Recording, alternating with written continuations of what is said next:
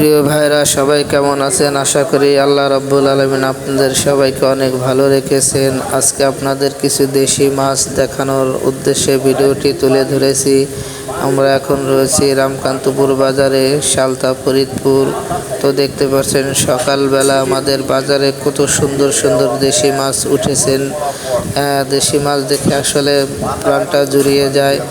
বোয়াল মাছ, এরপরে গজার মাছ, এরপরে শিঙ্গি, বাম, রয়না সহ বিভিন্ন ধরনের মাছ, যেই মাছ দেখলে আসলে অন্তরটা জুড়িয়ে যায়। দেশি মাছ, যেই মাছ দেখার জন্য এবং কেনার জন্য মানুষ দূর দূরান্ত থেকে এখানে আসে।